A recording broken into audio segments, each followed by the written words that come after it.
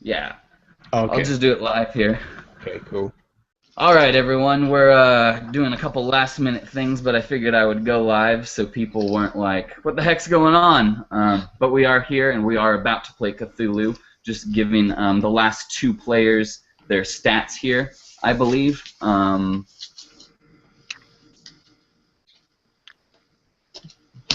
And you are playing Jeremiah, correct?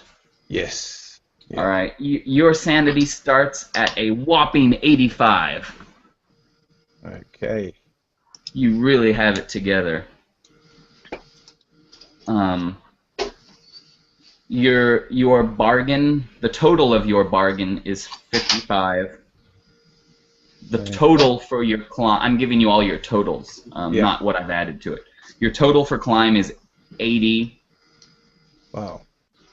Your total for jump is 85. Your persuade is 45. Your pilot boat is 40. Okay. And your rifle is 65. Nice. Okay. This is he's an explorer or a what's his profession? Technically a treasure hunter, but Uh, yeah, essentially an explorer. Same thing, yes. An Same. explorer who's got money, I suppose, to You're an finance. explorer, Aristo. Yeah. You're a blue blood. Can I get my skills real quick? We gave the characteristics, but I didn't get a chance to get my skills. For Sydney? Yes. Yes. Sydney has a total climb of 70, a total first aid of 60, a jump of 55, a photography of 60, oh, a medicine of 55, a swim of 65, and a handgun of 60. Perfect. All right, so I believe we have one more character. Yep, I'm ready when you are. And which character is that? Dennis McAfee, That's right. Aviator. The aviator. All right, your sanity starts out at 55. Total for your bargain is 45. Your electrical repair is 60. Your aircraft is 95. Excuse me, 96. Actually, 96. Your navigate is 70. Mechanical repair is 80. Listen is 75. And no one has a damage bonus except for you. You get plus D4 damage bonus. And since you have a damage bonus, and you're a pretty big guy, you have a total of 80 for fist, 55 for grapple, and 50 for head. 55 on grapple and 50 on head? Yes, sir. All right. So is everyone pretty much good to go then? Okay, hit points for Dennis. You have 12 hit points. Alberto, 13. Joseph has 9. Jeremiah has 14. Your rich brother has 14. You're a criminal, man. You can't afford good health. Mm-hmm. And Sydney has 11. Too many years in speakeasies drinking alcohol and getting shot at. Indeed. All right, so are we all ready then? Do we know anything about the mythos? Do we have any mythos points? No. No previous experience. Nope. Okay. Cool. Ready. All right. So then, let us begin, if a bit late. The year is 1932, and for our opening scene, the 5 of you are in a plane indeed that in fact only seats 4 people. So it's pretty tight in there, including all your supplies for a couple weeks.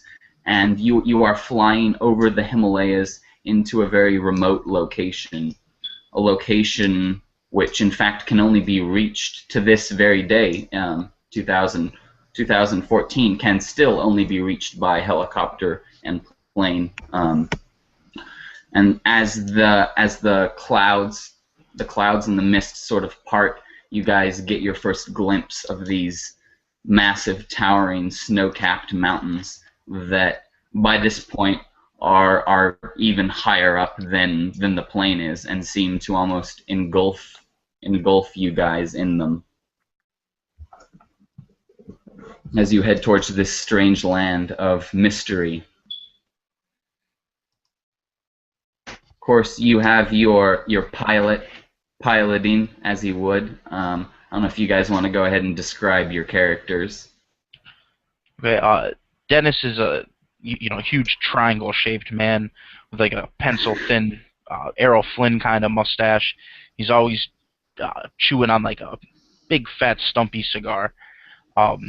Constantly wearing like the leather helmet with the leather goggles overhead, even though the plane has an enclosed cabin.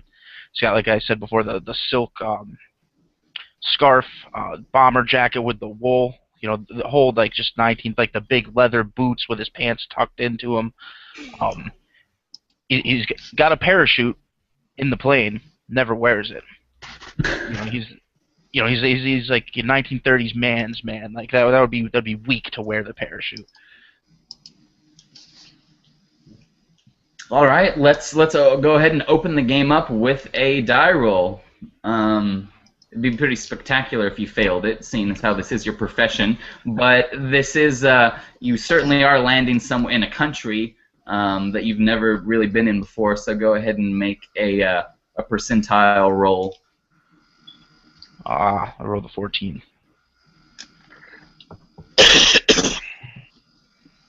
All right. Rolling, or who's, Dennis is rolling. Yeah, Dennis is rolling. Cool.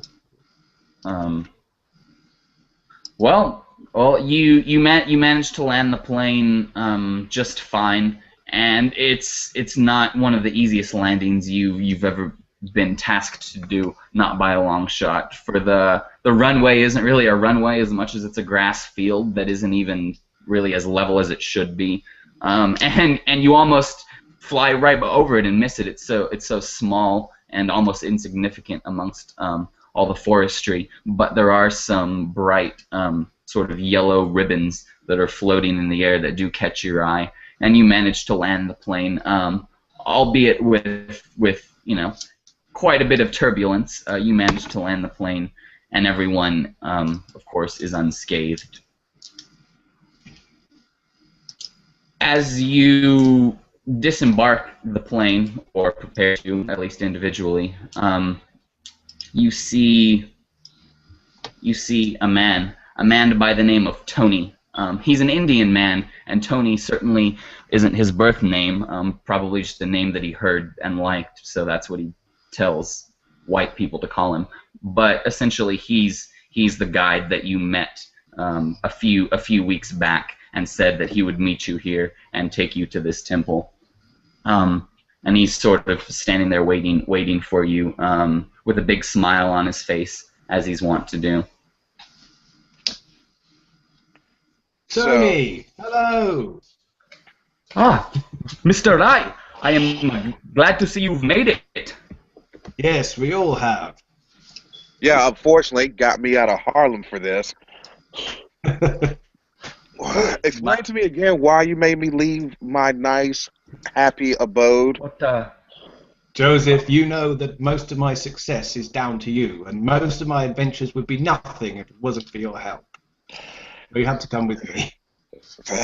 Bloody hell. Just enjoy yourself. What is this land of Harlem? What is this land of Harlem by which you speak, my friend? Harlem is a fabulous town. There's dancing, drinking, partying all hours of the night. It's part of the town that never sleeps. Oh, it sounds like a wonderful place. Maybe it is. And as I look around, your place is quite awesome too. My friend, I'm not quite from these neck of the woods. I may be a bit more accustomed to it than you, but it's a very strange land indeed, even for me.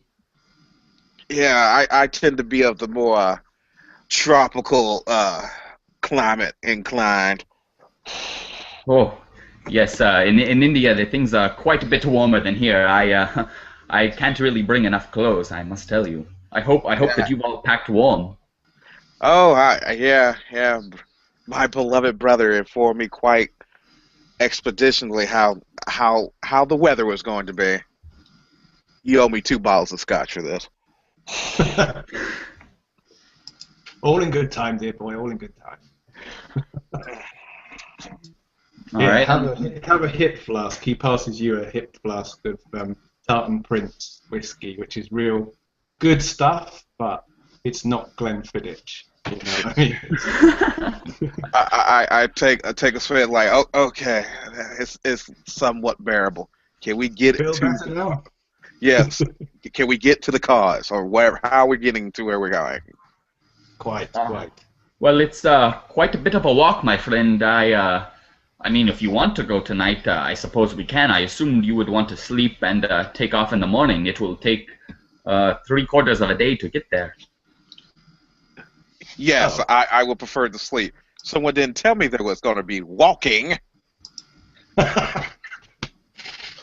Is there a place to rest with food?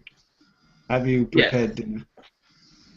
The food is a bit strange hungry. here, but I've brought some things, some British food from India that would probably be more to your liking. Fantastic. Scotch eggs and sausage rolls it is then. Oh, and if anyone starts feeling a bit lightheaded and queasy in the stomach, it's simply the altitude. It should pass in a day or two. Of course. Lovely. At the mention of food, the portly Sydney will trot over towards the conversation. He's a large southern man with a very red face and a big belly who's probably hasn't seen his toes in years, covered in a large flannel and khakis with a straw hat and a piece of straw in his mouth. He'll walk over. Now I hear any kind of food is a good kind of food. Now let's get on it. And he'll kind of send a wink towards Tony and start looking around towards the next adventure.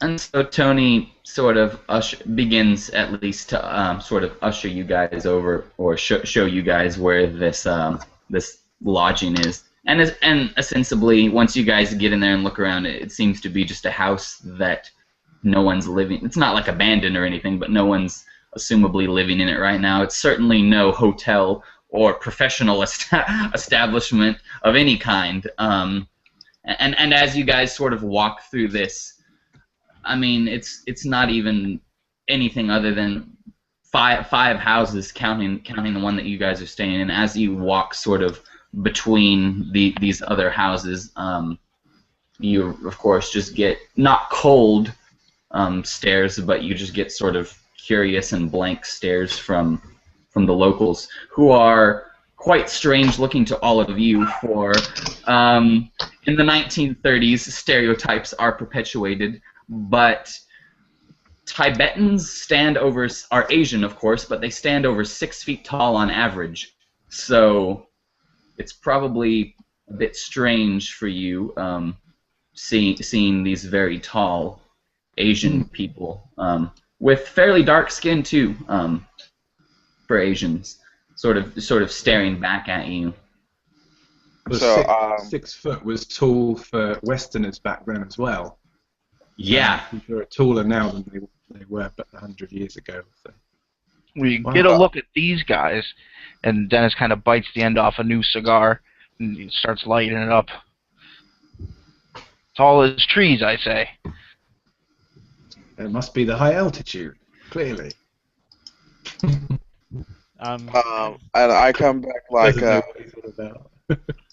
I'm like, oh, is there a reason why they're all looking at us kind of oddly? Oh, well, I'm sure that most of them have never seen anyone of your complexion or features before. Yeah, I get that a lot. And I People, keep, and I start messing with my straight razor, cleaning my nails as we walk. people in this specific hamlet are quite friendly and open. However, they, much like other people in their country, they've never seen anything other than their own corner of the world. Do they know their planes and industry? Travel and transport, trains? Have they seen such things? Well, of course, some Tibetans, not these ones, I wager you know. I even have trouble sometimes communicating with these ones far in the backwoods. The dialect is a bit more anachronistic almost. It's quite strange how removed they are, even from their own culture. There's 7 different types of Tibetan people, and many will go their whole lives without seeing maybe but one other type other than their own. Wow. And they all speak different dialects of Tibetan. Yes, very similar, but there are some nuances. Wow. I would like to record some of these when I have the time. Predominantly, I'm a treasure hunter. Okay. Cool. Well, here is your beds, my friend. He sort of hesitates at saying beds because there aren't any mattresses. There's simply some sheets and some rugs made out of hides and skins and furs. As we're venturing from the plane into our lodging and such, Alberto has remained fairly quiet, but he'll just be peering around, adjusting his glasses and holding up his rather large camera, his filled camera, and taking pictures of seemingly nothing, a mountain maybe, or one of the 6-foot-tall Tibetans standing about. Indeed, what appears to be a father, albeit a young one, a father and one of his sons and daughters, probably about 9 or 10 by the look of it, sort of seemed, well, they don't really give much of a necessarily intrigued expression, but assumably they're interested in the camera or something because they sort of approach you, albeit a bit timidly, but they seem very interested in whatever you're doing. Sort of awkwardly, as they start approaching, Alberto will start looking up to them as they start towering over him, and he'll start raising the camera to take a picture, unaware that he'll probably startle the locals with the flash bulb.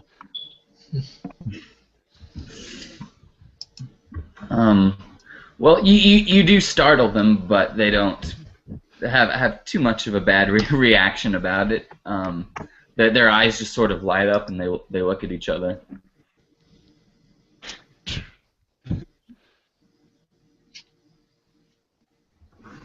With that, Alberto will just kind of hurriedly try to stick to the group and try to clump up, so that he's not caught straying off and caught alone with any of these natives.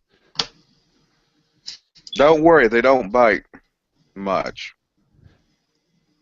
That's what I yell to the researcher. All right.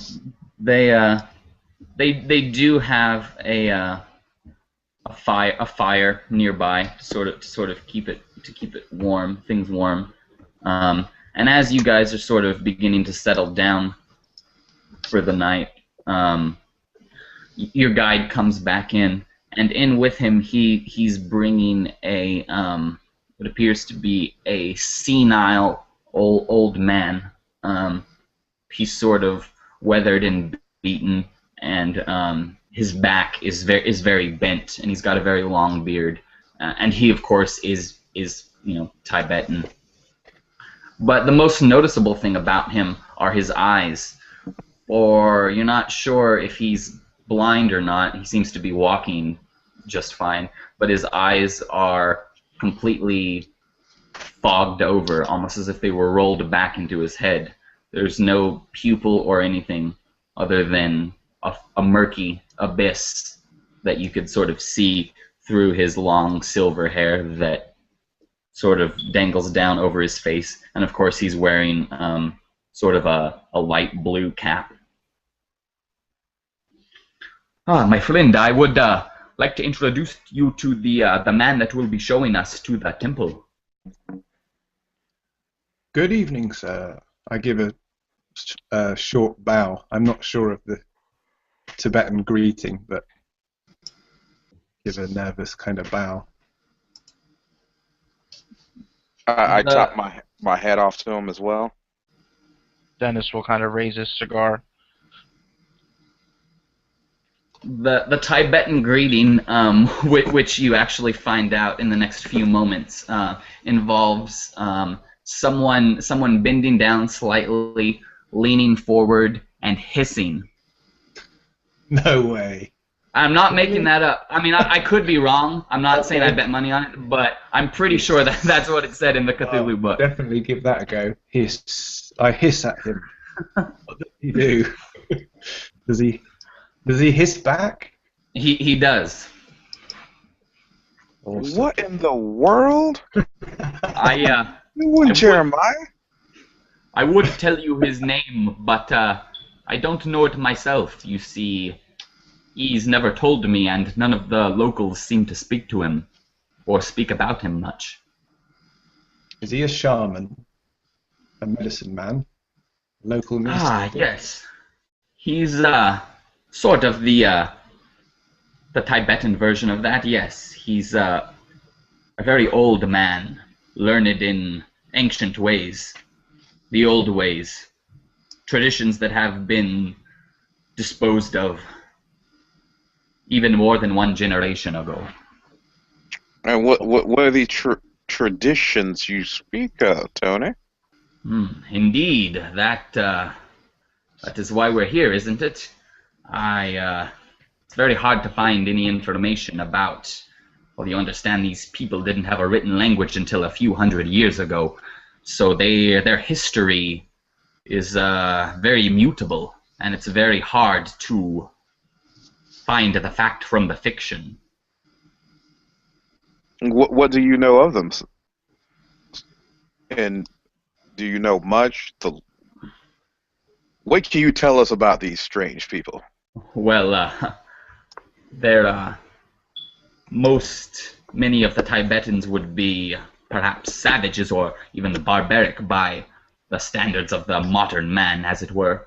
But these ancient ways, well, the Tibetans of nowadays regard the ancient ways as savage and barbaric. So that may give you a bit of an idea. I don't think it's anything too pretty, my friend. It probably involved quite a bit of blood and, well, you know, maybe some virgins or something. Culture is not always a pretty thing. Virgins? Great choice. Oh, good grief. Good choice, Jeremiah. Once again, thank you. Well, does Jeremiah, does he know the reason for the expedition? About same as what's on the briefing for the game here, yeah? Can we reveal that at this point? Sure. So our expedition is en route to an ancient temple, yeah? Nestled deep within the Himalayas. Okay. So I remind my brother, wait till you see this temple. It's an ancient temple, not been seen by Western eyes for, well, at least before Queen Victoria's time, if not before that. There better be profit in this. Profit, of course, and world fame and renown. You wait. And if not fame, at least we can sell our story to Weird Tales or something. Make a bit of money from it. Yeah, that should work. You'll be dining out on this adventure for years, Joseph. You just wait. The stories you'll be able to tell will bring you wealth and popularity. Possibly fame. Anyway, I'll shut up and get on with the adventure. All right, Mr. Rai. Well, I assume you wish to depart at sunrise? Yes, of course. If that's all right with everyone, are you okay? Yeah, that'll work for me. Dennis? We will be having breakfast before we leave on this adventure, correct? Traveling on an empty stomach is never any good. Good point, Sydney. Is there going to be breakfast in the morning? Indeed, yes. Before we take off, we've got quite a bit of a hike in front of us, and it's almost entirely uphill. So, yes. Okay. Right then. I think I'll turn in after a pipe of whatever. A pipe of tobacco. So I go and light my pipe outside and just chill out. Or the 1930s equivalent of chilling out. Whatever that would have been. I join my brother and whip out my cigarette case and light one up as well. Swinging it easy. Yeah, I guess I would stand around smoking with the guys. So, what do you mean to find in this temple, Jeremiah? Well, that's just it. You see, I don't really know. All I know is that it's ancient, and it's a temple, and it's nestled somewhere deep within the Himalayas. There's got to be some golden idol or something that these people have there. I can assure you, my friend, that well, these locals never go up to this temple. They've not taken anything out of there, and well, no foreigners have been here. So I can assure you that there's more than ample to be made. Indeed. So I guess we won't be stumbling across any of these virgins that you were speaking of earlier. As I chuckle. You speak for yourself, Joseph. I take another big drag of the cigar. Could I make a no roll to see if I know anything about the temple that I've come to visit? Like, have you got any more info on that? I don't know what my no is. I think it's education times 5, I think. Correct. I've got it down. I've got it down here on the paper. Okay. Yes. Your no is 45. Okay, so I'll see 45 or under. No, he doesn't know what he's looking for. He's come here on a whim. not to metagame here too much, but I think it's really humorous that you have the lowest no, and you're the guy that put this in charge. You're the guy that coordinated this whole thing, but you have the least no. So maybe I shouldn't let on that I don't know what I'm looking for. Yeah. Like the guy from Walking Dead who, anyway, yeah. Yes, well, yes, there's going to be lots of treasure and lots of virgins, so what are you complaining about? Not a damn thing, Jeremiah, not a damn thing, as he ashes a cigar. I'm glad these people You can't said the same understand what we're thing talking when we went to the Amazon, and we basically, and I almost caught malaria. You promised the same thing. I got one. I did. You did find that golden cat idol thing. That was quite nice. The pygmies I did not enjoy. With a questioning look on my face, I'll go over to Tony and whisper to him, "Why is it that the locals never go up to this temple if it's as glorious as you claim?" Ah. Yes. You see, they've, well, I suppose, even in the farthest and most remotest reaches of the world, have had a sort of a culture shock in the past few years. What with meeting other sorts of people and what have you. And, well, even the most isolated of people are quick to embrace new ideologies and quick to throw out the old. At least that's as far as that I can tell. I don't know any other reason. To be honest, people people around here won't even talk to me much about the temple. It's a wonder I even got word of it. But I knew as soon as I would that I must contact Mr. Rai because he would be an interested party. But yes, these people, I don't believe they even know how much money they could make from this. You know, I don't think they know the fortune that they have. How is it that you heard of this then?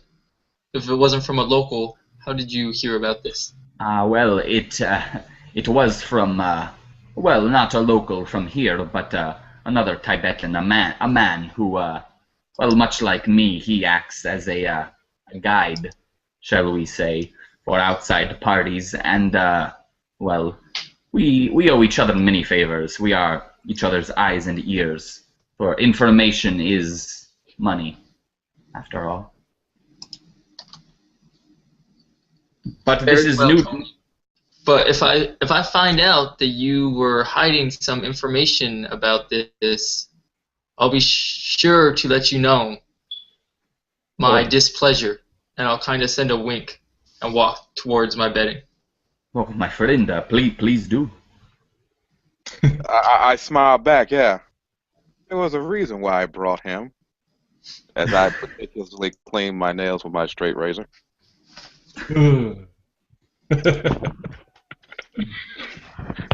I say to Tony, by the way, old boy, could you remind me of the name of the temple again? It's completely slipped my mind.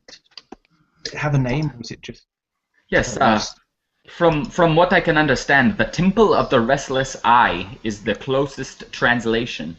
There's not really a word, and you understand this. I'm translating this from their language to my language and into your language, so you know, I'm doing the best that I can. But there may be some discrepancies. But it seems to be something about the Restless Eye, a Temple of the Restless Eye, perhaps a God of the Restless Eye. I'm not quite sure. I see. Right. He turns to the party and says, the name of the temple, by the way, is the Temple of Splendor. Like, he tries to blag it to the rest of the group. So, like, you can probably find out it's called the Temple of the Restless Eye if you ask Tony. But I just look at him and take another puff off my cigarette. okay, you're not impressed. Whatever you so say, brother. Yeah, I go to bed as well. Good night, all. Night. And I put on my cultist cowl as I do so. You strip down till your tattoo of Cthulhu is revealed.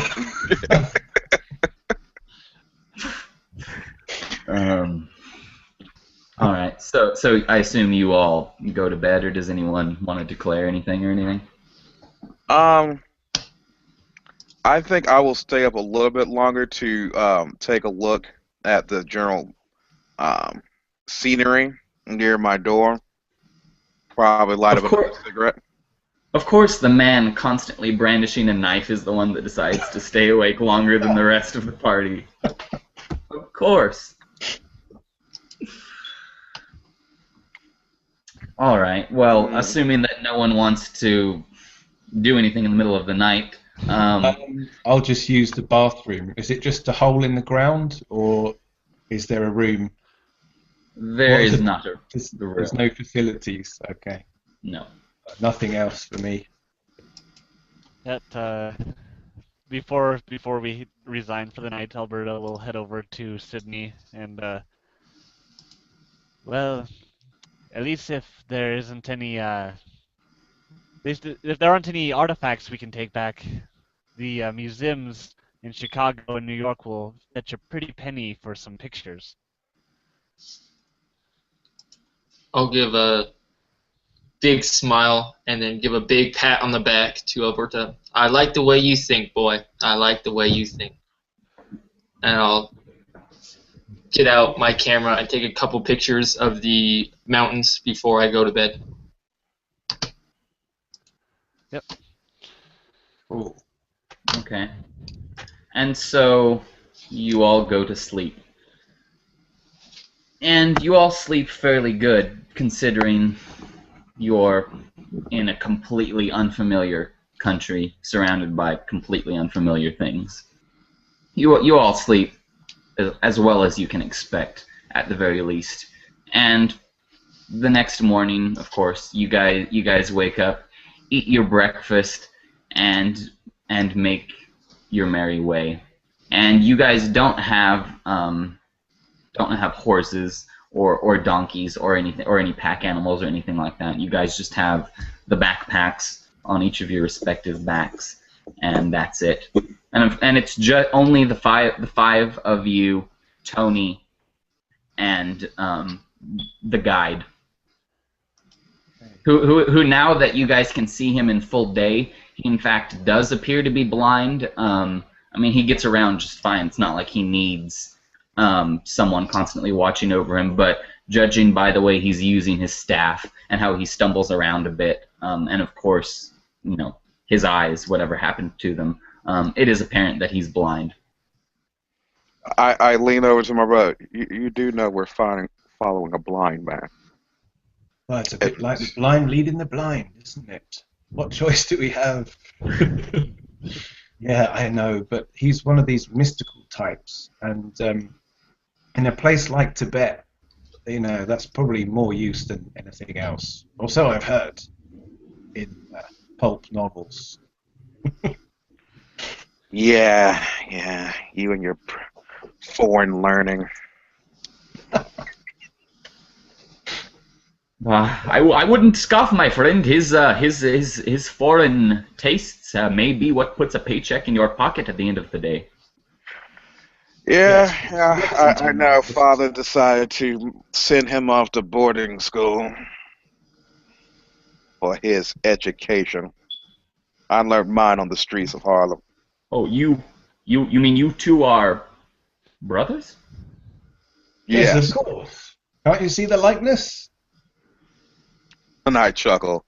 Half brothers. Father has some unique taste in his later years. Ah, yes, I see. Yeah, me and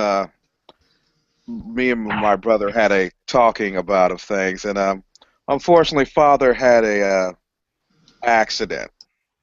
But I did get a wonderful souvenir, as I brandished my father's straight razor. The only memento that meant everything. Well, I got sent off to Cambridge and had a rotten time, and he got to have all the fun in Harlem on the streets, enjoying himself. I got money and status, but I had a pretty boring life. That's why we're here in Tibet. Indeed, Harlem seems like the devil's playground. It seems like the place to be. Oh, it was definitely a playground. I had it. Well, that's a tale for another day, but I did have my fun. Speaking of the devil's playground, has Christianity come to Tibet yet at this point? I don't think it has it? No, it hasn't. I don't think it ever did. I was just checking. I didn't see any Yeah, churches. did it ever? Yeah. No, no, it didn't. So, They probably have not sent missionaries out to that region due to the fact of how remotely isolated it is, and yeah. in 1930s, not that often. Maybe to the main camp, but not often to the foothills, like where we're going. According to the Cthulhu book the Tibet book, by the 1930s, only, I forget what it said, but it was only like 2 or 3 dozen Europeans had seen Tibet by the 1930s, which is so weird to think about because that's less than 100 years ago. But yeah. Yeah. That's a new book, isn't it? That source book, fairly new. Is it? Yes, I think so. Yeah. Mm-hmm. I've not read it, so that's good. I'd recommend it. Nice. Wow. Yeah. So, So you guys make your way up this mountainside. Of course, taking numerous breaks along the way, for it's pretty much a journey that takes all day. But it's still 2 or 3 hours from sunset. By the time that you reach where you're going, and of course, those of you that were asking yourselves why you don't take any pack animals up here, you quickly answered your own question as you realized that the trail that you wound up on is incredibly tight, even for people. You guys have to go in a single file line most of the time, but it is about 2 or 3 hours till sunset when you guys finally arrive to a cave on the side of this mountain. A cave that is not... It doesn't look at first like it looks to be a natural cave. It doesn't look like it was cut out of the wall or there's nothing etched around it. However, once you sort of get up on it, you can see there's like right angles of it. You can see that it's quite clearly a doorway. Albeit, like I said, it's not made to be obvious as such, and there's really only room, of course, for you guys to go into it single file, and it immediately drops this staircase that drops down into the darkness. Wow. Cool. Okay, so we head in, I guess. Jeremiah, would you like to take some pictures first, just for the museums? Yes, for the National Geographic. I'll play photographer for a bit and try to get everyone in front of the entrance. Gee. Dennis kind of stands. I look amused by this while I'm smoking my cigarette. Yeah. I do this. And the picture shows just as such. You can tell that you're totally not very pleased with the situation at hand. Best camera pose. Well, my friends, you may want to get a final glimpse at the sun and breathe this fresh air. For these, I've been in here once, and it's quite deep. I don't know how long it will take to get exactly whatever you're looking for. So we go from freezing cold trail to outer darkness. Yay. I've got to Take another the wind won't be so bad once we get inside. You know That works the for me. camera? Is that a big camera with a tripod and like a... Or is it a portable thing? I don't know myself, but... As a field researcher, I assumed it was just a massive, Yeah. portable one. Yeah. Quite a bit. Not small, obviously, and very cumbersome, but better than carrying around a tripod as I try to climb the mountain. So. So it takes time to set up and pack away again, I guess. I walk over to Sydney and I whisper in, keep your eyes on the guide. For some reason, I don't really trust him. I'll kind of give a nod in approval and walk after and stay close to the guide, acting as like a balance if he falls. I walk back next to my brother accordingly. Everything all right? Yes, I'm just... Talking about. I'm doing what you paid me to do, brother. Don't worry about it. The less you know, the better off you are. Yes. Have you decided on your title for this adventure? Mine's Treasure Hunter. What have you gone for? Yeah, I'm the guy who, let's just say, make sure things fall in line or cut dead weight. Okay. Sounds good. So, Well, it'll be interesting to see what happens. Official title for that. It'll be interesting to see. Okay. What happens if you decide to take out the pilot?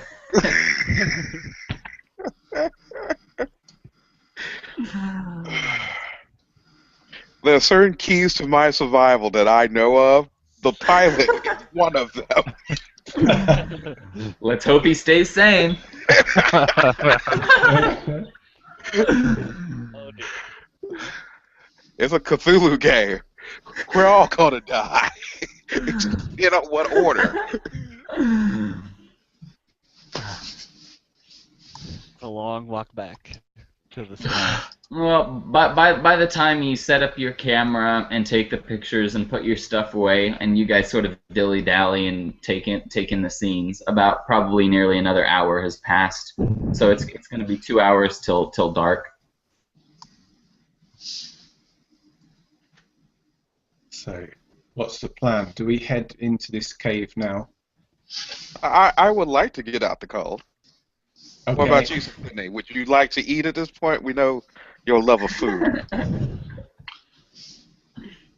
We gotta get some food. We gotta get a tent. And I'll be a happy man. Sydney has spoken. We're going to rest before we go in, yeah? Spend another night outside. I say we set up inside of the cave, start a small fire. Sounds good. As You long give me as some more of that whiskey that you had earlier. Oh, the tartan prince. Yes, here you are. as long as we don't disrupt any of the ruins, I would also prefer an inside place to stay. Yeah. Okay.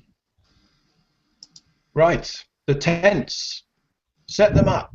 All right, so you guys are going to set up the tents right on the inside. Mm-hmm. All right. If there's any opening, I'm assuming.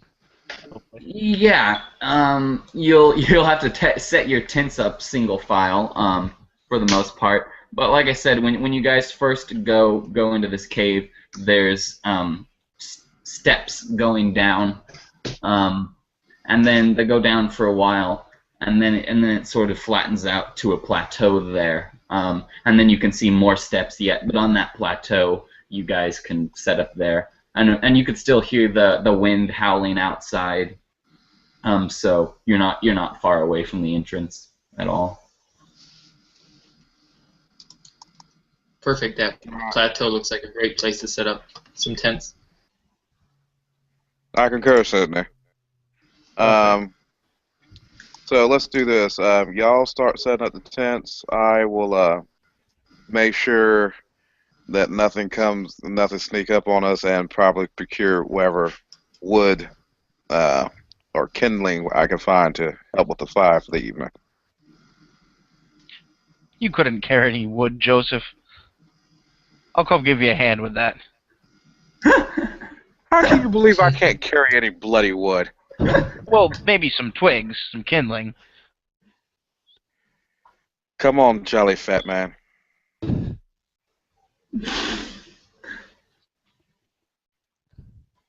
All right. And are you guys gonna build a fire in the cave or at the mouth of it, or what? Probably right outside, Okay. just to make some kind of buffer against the cold air. And so you don't smoke yourselves out?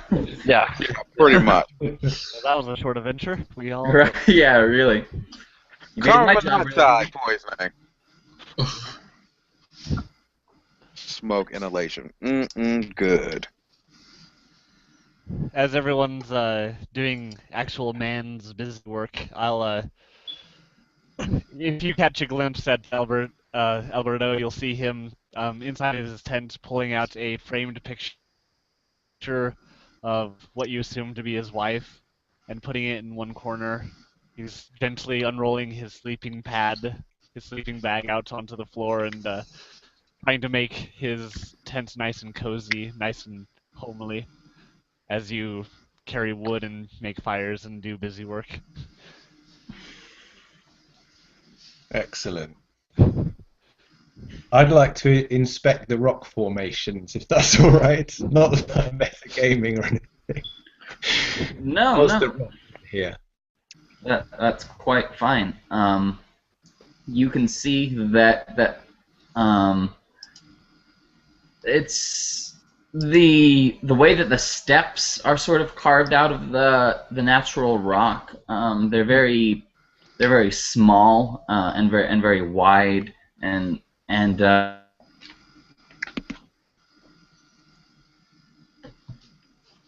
Interesting. Possibly basalt in formation. Oh, are you there still? Sorry, you just cut out. did that cut out? Yeah, the rock is carved. You said it was carved. Right? Yeah, the stones themselves, the sort of stepping stones and the stairs that are carved here are carved out of the rock itself, and they're very simple but very precise. But nevertheless, you can tell it's very ancient, something that's thousands of years old.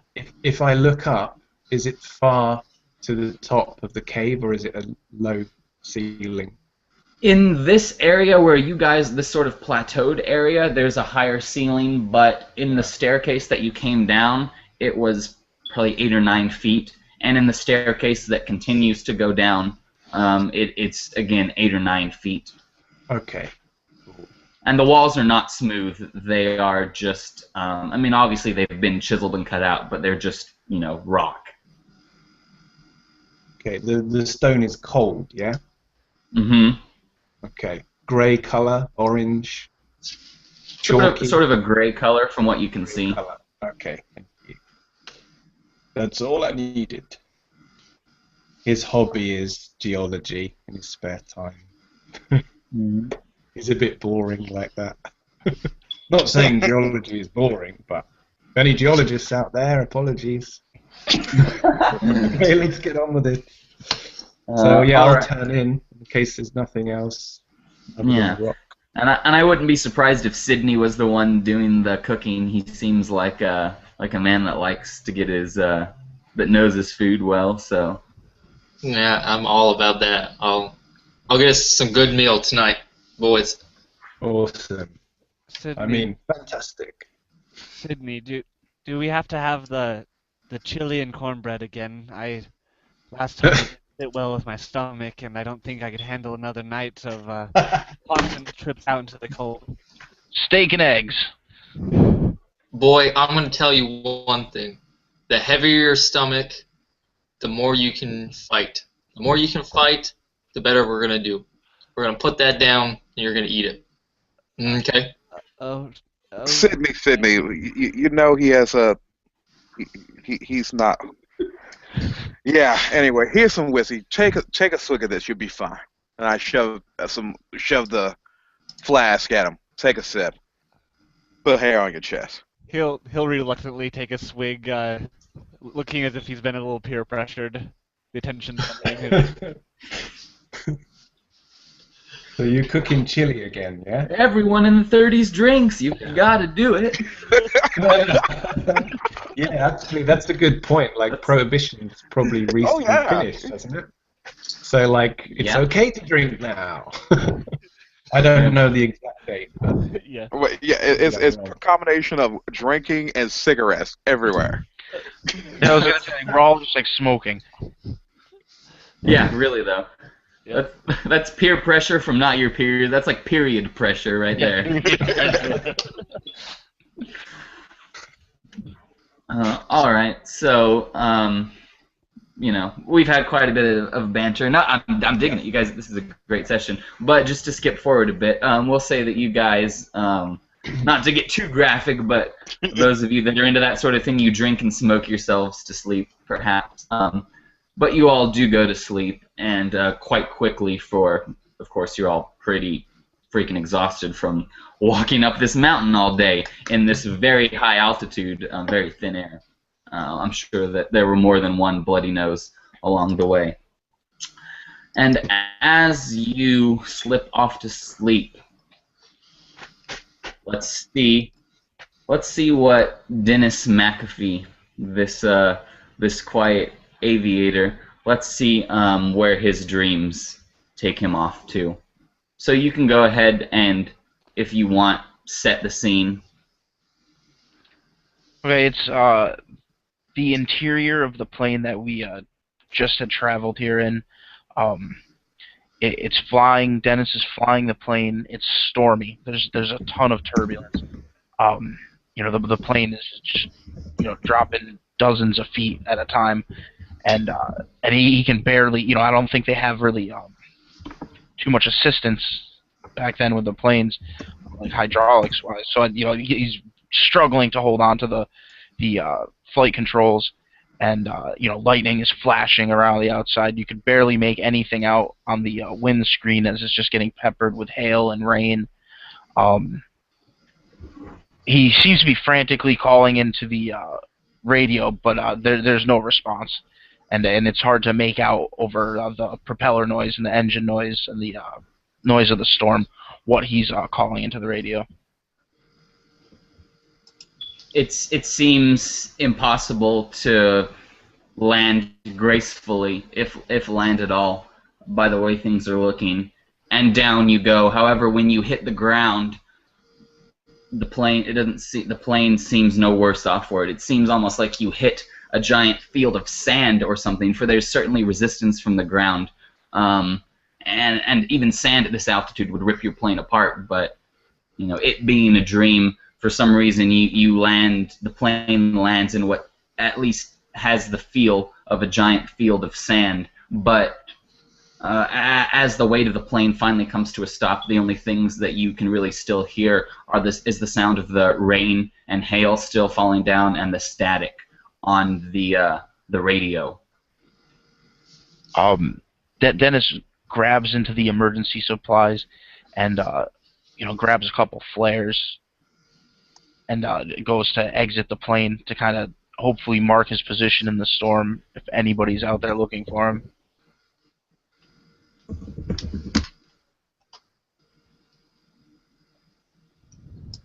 Strangely, from the aircraft, as Dennis is out there marking his location with flares, a nice jig from 1910 starts patching in over the radio in segments, but it's can't be. You're out in the middle of nowhere. There's no town nearby.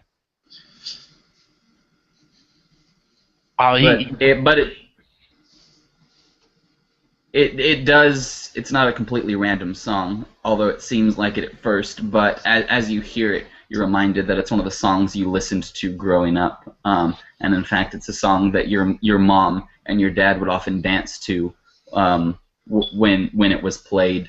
And so the scene shifts as your psyche sort of embraces that, and now you're sitting there watching that dance, and they are, as young or as old as they were in the 1910s, but you are fully grown. You're not a boy at this point. You're as old as you are now, and you're watching your parents dance to this song, but you can still hear the sound of the rain and falling and the hail tapping along the side of the plane, albeit a bit fainter. Off in the corner, you see a shadowy figure, obscured in the darkness. Your parents are still dancing and what have you. You catches your eye because he's literally where there's all light. There's just this solid patch of darkness. You don't see any face or anything else. You just can tell that it's a hooded figure and a black style type cowl. And yeah, that is currently what you're seeing over in the corner. So do you go to investigate? Actually, I think Dennis may be frozen with fear. Maybe he's such a tough guy because he's deep inside he's really scared. So he's hoping that will not notice him. Okay. So at this point, the figure starts to, on the outskirts, start walking around the outskirts around your parents as they continue to dance. But beneath your feet, you can almost feel like there is a sense of like something is like you feel looseness in the ground, like something is actually almost like something is breathing underneath your feet, exhaling and inhaling accordingly. Um, and then the figure gets close to starts to approach your father. Dennis begins to, like, he really wants to say something to his father to warn him, but it's like the words won't come out of his mouth. He's mouthing the words, but like the sound isn't coming, and he begins to try to move forward towards his father, maybe to physically warn him, but he's walking so slow, as though he's walking through water. Yes, it feels like there's quicksand beneath your feet, even though the floor is solid. It feels like your every step is like another struggle. As the hooded figure gets closer, you start hearing the sick slapping sounds of tentacles starting to protrude from the stomach region, coming out of the top. Welcome to the game.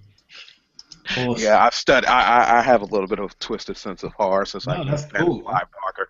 So at this point, as the figure gets closer to your father, you see the tendrils wrap around your father and slowly start to drag him off. Your mother is at this point screaming psychotically as she sees your father being drugged off into the darkness.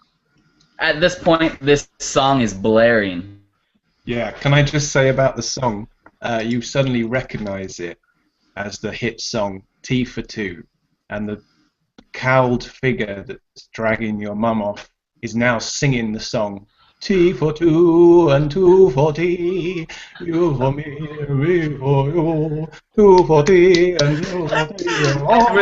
And with that, you wake up. I wake up screaming, "Mommy!" Oh, that's horrific.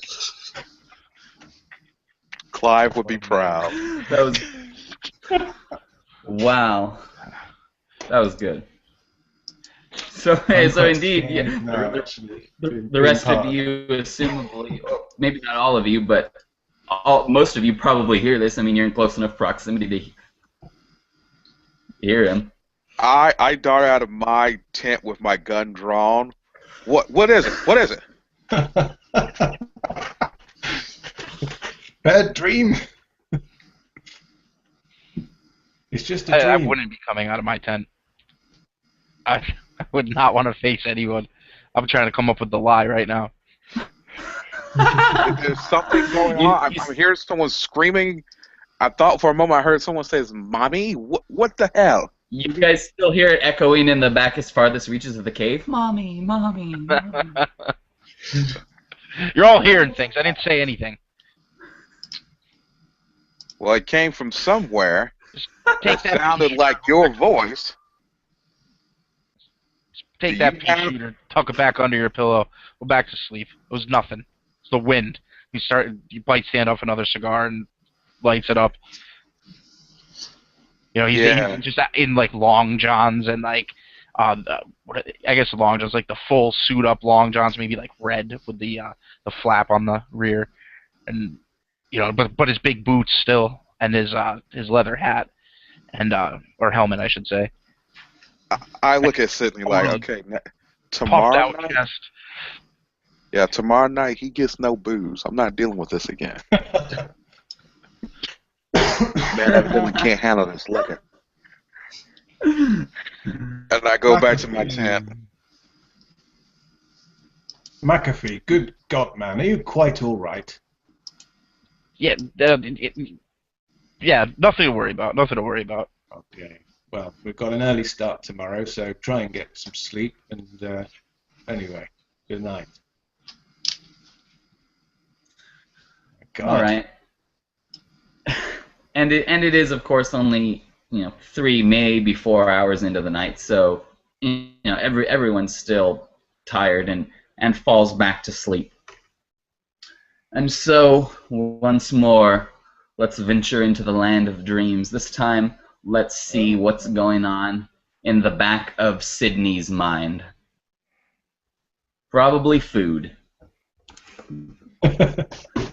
You can go ahead and set up your scene unless you want someone. You can throw it out to someone else if you want. It's your choice.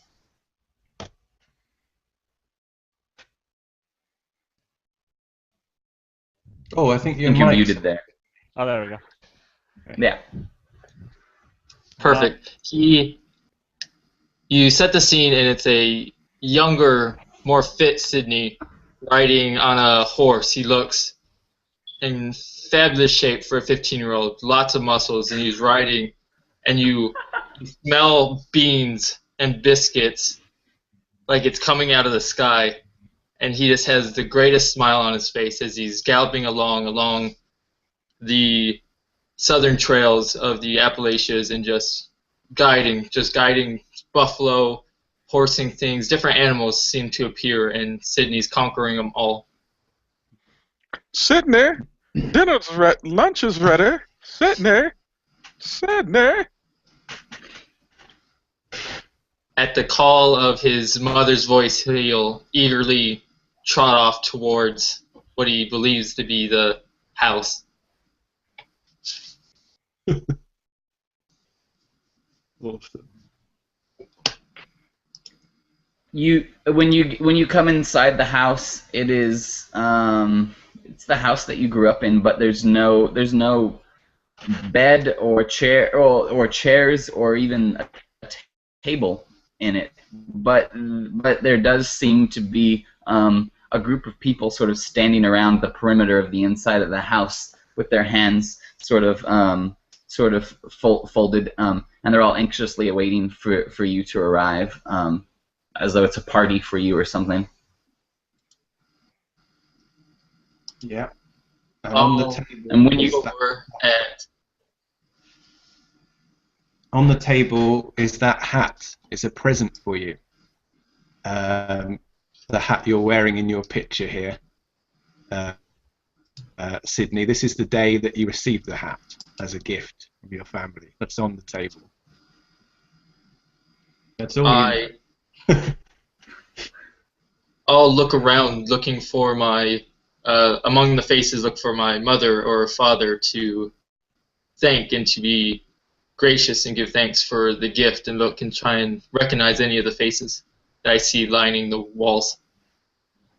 What you see is no one has faces. They're all just basically have no eyes, no mouth, just solid skin covering the faces. And they're all gathered around in a semicircle around this particular hat of yours. And and it's unnerving. There's something definitely perplexing about it. This is not the memories that you had when you received this hat. One of them stands up, picks up the hat, brings it over to you and presents it to you very formally with a deep bow. Says, "Take this, wear it well." And what's unnerving about that is they have no mouth, so you hear it inside of your mind as you hear this. Yeah. With quite a bit of fear, the younger Sydney starts to turn closer and closer into the older form of Sydney. He's starting to gain more weight, and he's starting to sweat a little more, and he is aging rapidly while he's accepting the hat. And by the time he takes the hat and puts it on his head, he's no longer the young, fit Sydney, but the obesely overweight and very weak physically Sydney, standing there shaking almost to the point of tears at his house, which is now crumbling and just eaten alive by locusts, it appear, and just moss growing into the house as he looks around at these people without faces. The people they start to... I'm sorry. No, go ahead. The people, they start to spin around as your house is decaying and you're ballooning up to your current size, and they're laughing, but it's a discord. The pace of their laughing is off, and they're all laughing and pointing. Ha ha ha ha ha ha ha ha ha ha ha ha. Like, not quite paced evenly, not a normal laugh. What's And eventually, this house gets so decrepit that it just sort of doesn't really fall apart at the seam, but almost just flowers open. And as it does, these people, almost like a wooden plank falling backwards, their bodies don't bend, but they all simultaneously sort of disappear. And as they do, you find yourself walking earlier. Now you're walking across the western states, but you're crossing each state in but a footstep. And as you continue to get a bit older, you witness from around you the things that are happening to the world. You can see the wars going. You can physically see people fighting from other countries, and you know you could be along there beside them. At this point, as you're walking across this threshold, you start to feel a wetness coming from down the side of the hat. And upon touching it, you see there's a crimson color. It's basically blood. And then at this point, you feel globs of flesh as you continue to walk start to fall off, like utter rotten decay as you continue to walk forward. And as they fall off, you never turn behind to look. Even if you want to, you can never force yourself to. But you can hear the sounds of footsteps, of people scrambling up and grasping up the flesh which has fallen off your face, and you hear them hungrily devouring it. Ugh. I'll begin to sob quietly and try and get myself out of the dream, as I am in just absolute terror right now. And just as I'm walking, as I'm seeing all this death and all this war going on and all the land being destroyed, just tears are running down Sydney's face along with his flesh now. Just as every tear drips, flesh seems to go with it as he continues to walk and just is trying to find a way out. And that... Go ahead. I was going to add on to that. You start feeling boils and pustules starts to form on your belly. You start to feel maggots and whatnot start crawling underneath your flesh accordingly. And with those silent sobs, you wake up. For as he woke up loudly, you wake up completely silently. None of your companions hear you or know that you're awake. And then as you touch your face, luckily you feel, well, I mean, you are old, so you have wrinkles, but you feel the comparative smoothness of your skin versus all the boils which you had but seconds before. Whoa. I will begin to write about what I was experiencing and will attempt to keep myself up the rest of the night after waking up. Well, you're in luck because perhaps maybe you go outside to get some fresh air, but you can see a bit of light trickling down, and you know the sun is coming up. So the night has indeed ended. I'll begin cooking some food then and getting ready for breakfast while everyone else is still asleep. So what smell do they wake up to? Cook? Bacon and eggs, baby. Yay. The breakfast of America.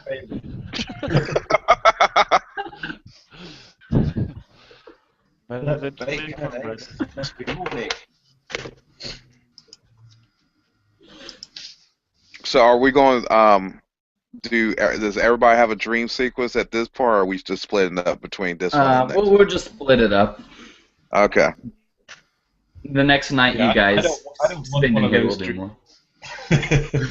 I don't want one. Just get me. Leave me out. Well, I am quite proficient in horror.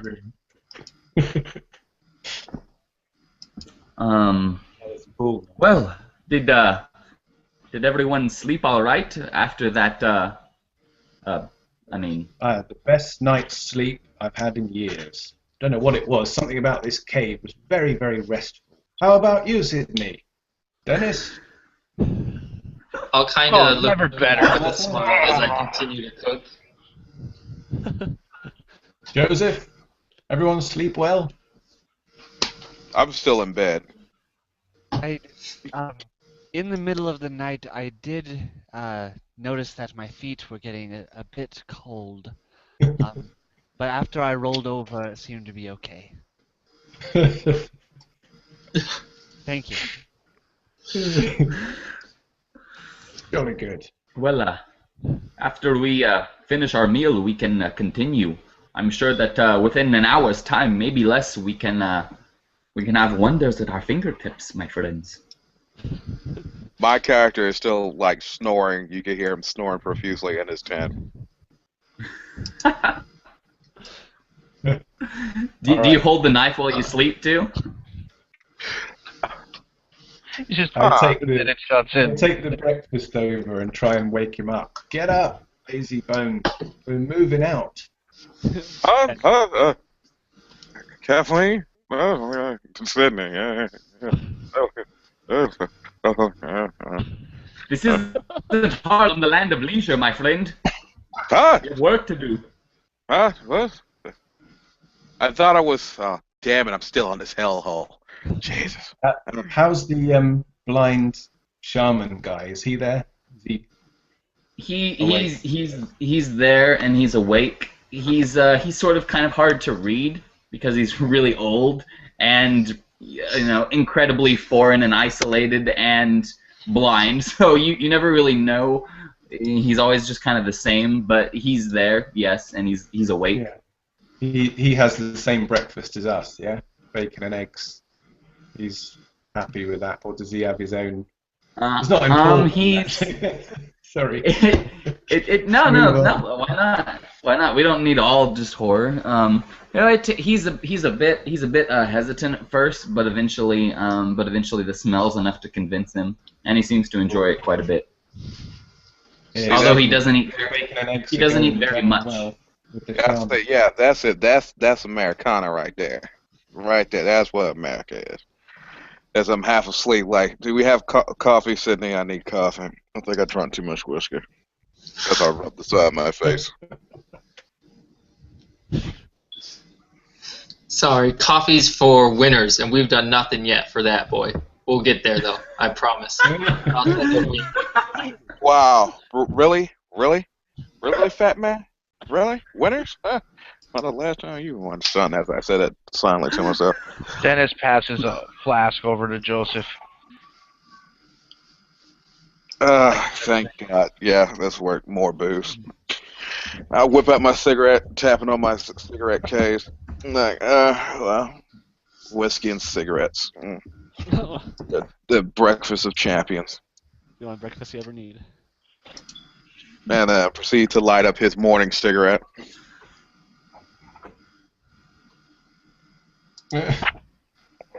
Takes a deep draw in and exhale lusciously as he enjoys his morning smoke.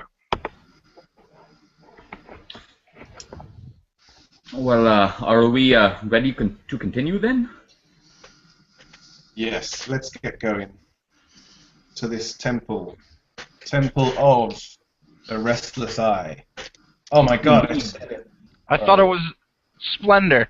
Yeah, you're right, Splendor. Restless Eye was last year. Sorry. Yeah. Last year when you almost gave me malaria. Shaman man, lead the way. Yeah. As I followed the blind man. Alberto First thing in the morning. Jeremiah. Alberto has his journal out, his field research journal, and he's jotting down Temple of Paradise? No, erase. Temple of the Restless Eye. No? Yeah. Wow, really? That's a cool photo of Alberto there. Just seen that.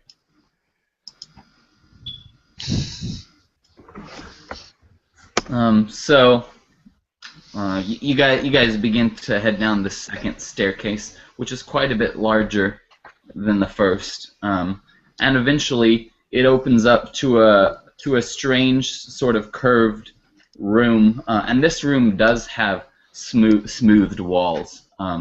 a sort of strange curved room that as you begin to go around it, you realize that it's almost like a spiral staircase, but in a cave. That this sort of trail or subterranean passage, as it were, slowly spirals around, and it's not a big spiral at all. And as you guys begin to go around this, going deeper and deeper, of course there are spots where the passage offshoots, or there's another trail, and many of these, in fact, the majority of them are caved in completely. Other ones are not caved in completely, but you if you poke your head and your lantern down there, you can see farther on where there's all sorts of rubble from some sort of structural damage to this place. But you continue down on this spiral until eventually you take a passage that leads you, for the first time, finally not down any farther, but straight.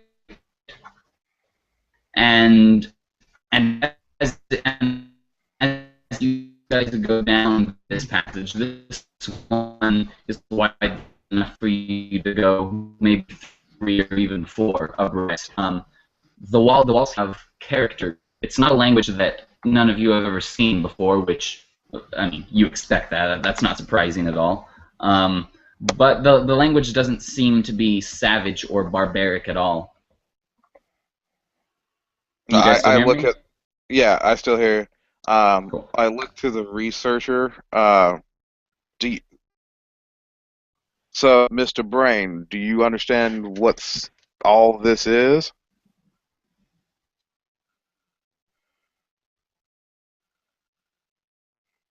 Alberto, yeah? Yeah, Alberto, and I think he's Yeah, your muted. mic's muted, Alberto. Yeah, there you go. He pulls out his journal and starts flipping through his research journal. Well, I do now, and he'll start fiddling to grab his camera out of his pack. Right. And I assume you grab your paper and do the tracings of it and whatnot. Yeah, I grab some charcoal and some graphing paper and start running it over to make a copy for the museum. So I'm assuming, since my employer is all about making some moolah, that he hired a field researcher who is also keen on making money. So, cha-ching, cha-ching, cha-ching. Okay, we're good. And these, like I said, the characters don't appear to be simple, and they're not just like symbols. They're actual characters and a language that's actually written, and it appears to be something sort of similar to modern day cursive. The vast majority of the letters all connect or sort of flow together. But what additionally makes it very strange is, or very unique, I should say, is they're all written in arcs. Each one is an arc. None of them are on straight lines, and none of them like do a dip, a reverse arc. All of these writings arc in various ways, but every single one of them does. So I asked Tony, do you know what this is, or got a clue of what the heck all this writing is? Your guess is as good as mine, my friend. To be honest, I'm thinking what he's thinking. This writing is money, and well, that's all I need to know. Money. Yeah. Okay. All right, Jeremiah, it's on you. I have a feeling that our friend here, he says, sort of nodding towards the blind old man who's leading the way.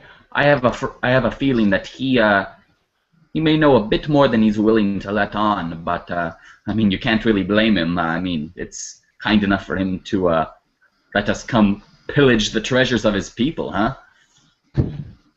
I mean, how much more? I would say requisition. Well, I suppose, yes.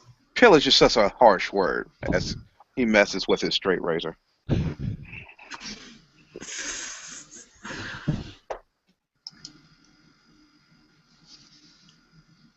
And well, if I don't know exactly how much you guys know about this sort of thing, but I think perhaps the more mystery that we leave for these newspapers, the better. You know, it's always more intriguing for people the less that they know, anyways. Well, I mean, that's for most people, but for myself personally, I like being in the know. But this is my brother's expedition, so I will let him. I'll keep following him. yes, if you don't mind me asking, what is your area of expertise? I mean, he's the pilot and he's financing the whole thing. He's the brains, and Sydney does the cooking. What what? I mean, I'm no offense, my friend. Please don't give me that look. I'm just questioning. Yes, if I could just interject, he is the professional antiquarian on this expedition. Yes, yes, That's right, I said antiquarian. yes. I'm the security detail, and He looks at you. Ghost stories in his spare time. You know, You big rocks and such. yes, I deal with or dispatch of problems accordingly. As As he you say, twirls with his trait razor again. as you say security detail, he sort of looks you up and down, noticing that you're by far the smallest one there. But then he sees the straight razor and he's like, oh, okay, yeah. He's unscrupulous. Don't worry. Between me and Cindy, we have things quite covered. He's a good cook, but he has other skills that I have brought him along for. Isn't that right, Sydney? You know, we do what we gotta do when we gotta do it. And then he'll put his hand down and kind of wink and walk away again. Oh, a philosophy from the West. Oh yes, we have many philosophies, especially those who What wind the- up annoying us. What? Tell me, my friend, what is the philosophy out in Harlem way? He asks as you guys make your way down through the temple. The philosophy of Harlem is keep your head down, make sure you enjoy your booze, your women, and your luxuries. Things that I have come accustomed to in my time. My father, he was a man that was always about uh, the finer things in life, even though he never showed me much of them. But later on in his years, um, he grew ill, and I had to take care of him accordingly. But yeah, his wealth then turned over to my brother, and we proceeded to go on to our treasure hunting experiences. Like I said, the man wasn't good for much, but I did get this wonderful silver, and it's like inlaid with etching, almost like scrimshaw on the handle of the straight razor. And you see a menacing smile as he looks at it once again with fondness, like he's remembering something as he looks at onto the straight. I'm sorry that your father could not be here. I'm sure that he would have been proud of both of his boys. Oh yeah, he definitely would have been proud at least of one of us.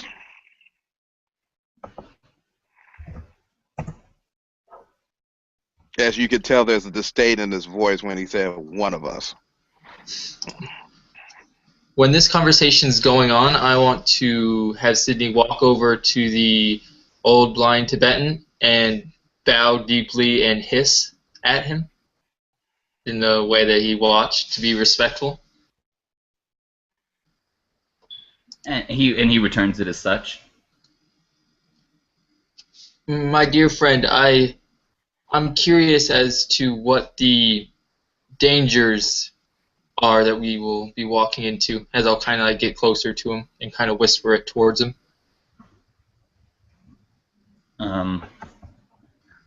Now gesture towards the symbols. You need Indian to translate for you. Even if you speak Chinese, you don't speak Tibetan. Yeah. But that's fine. He does such, and then the old man thinks for a second and then responds, and the translator, of course, does in turn. He says that no longer do the demons reside here. There is nothing for people to fear anymore.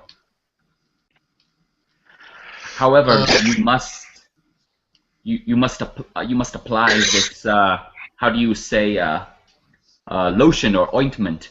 He has some ointments which he says that you must apply to your eyelids when you sleep here. Now But well, you see, these are the sorts of things that I'm talking about. You want to know what their strange customs are. These things which they've left behind to the dregs of time. This is the sort of thing. I mean, does it make sense? Not really, but just play along with it, and they show us what we want to be shown. You put the cold cream on your eyes if you want, Sally Mae. There'll be more makeup. What does it smell like? Just of the cream, or just here in general? The cream that he's trying to get us to put on. The old man produces a small jar of it, and inside that jar it's wrapped in a piece of cloth, and it looks kind of like Vaseline, but a bit more solid, maybe like a cross between beeswax and Vaseline. When you smell it, it's not. It's not appalling or nasty necessarily, but it's very jarring. It opens your sinuses right up. Well, you know what? Y'all can complain about that, but I'm getting dried out and ashy. So yeah, I will take some of this cream stuff, and I apply it to my eyes, wipe my hands with it, whatever. Use it basically pretty much like lotion. Probably not the purpose it was originally intended for, but I make use of it as I see fit. Dennis, don't use too much of it, my friend. Why? It's just lotion, isn't it? Or so disappointed. We have a very finite amount, he says, as you're just rubbing it carelessly on your elbows. No, I just put some over on my face and whatnot, and put a little bit on my hand, not on my elbow, but just enough to make a little bit of the crackness go away. So I'm not putting on globs amounts of it. Should we mix your whiskey with some fruity drinks? Some juice someone might have for the future, Joseph? Oh, really? Or will you be drinking it straight now that you're applying makeup? Oh, really? You have jokes. As he walks up to the pilot accordingly and taps him on the chest with the straight ray. You do know that, when we get back to inland, we can decide who is the fruity one and so forth. But yeah, I'll remember these little transgressions of all. As long as we don't have to drop any weight over the Atlantic. Oh, don't worry. We won't have to drop anything in the Atlantic. But I've definitely got a good time for you down in Harlem. Hey guys, I've got to go. Actually, sorry, I have to duck out suddenly. This should be interesting. We have our first party kill. I'm I'm a bit lost on what's going on. There seems to be a lot of in-jokes and PvP, so I'm going to duck out. But have a good one. This is my 4th game, so I'm pretty tired. So, yeah. Well, thanks for showing up for half of it at least. Good. Yeah, it's been really good so far, but I'm losing the plot a bit. So. Oh, okay. It sounds Anyway, is that cool? I'm gonna. Yeah. Yeah. Where are we up to in the story? I'm a bit lost. Let's game together in the future. We haven't progressed in the narrative at all, really. Oh, they've been told to apply some lotion to their eyes to keep them safe. Some of them want to do it, some of them don't, and that's where the PvP comes in. They're kind of making fun of each other. Ah, okay. Cool. The typical banter you would hear between two manly men from the Yeah. from men from the 1930s that have been challenged in their masculinity. Yeah. See if I can put my chest out a little further than you. And I keep tapping my straight razor on yours.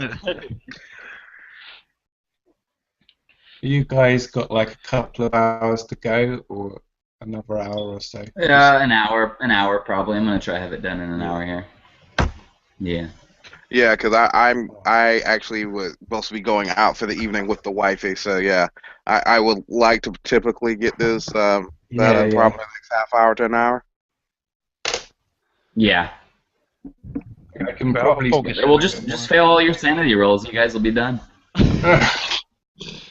Is this a game where we either die or go insane, or is there a chance of survival? How are we playing? It is a Cthulhu one-off.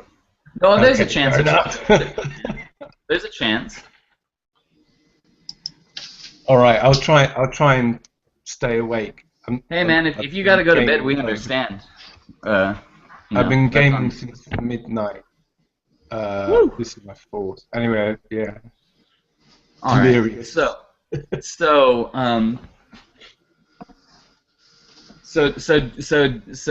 Joseph has put on this stuff on his eyes, but none of the rest of you do. No. I have very sensitive skin, so. All right.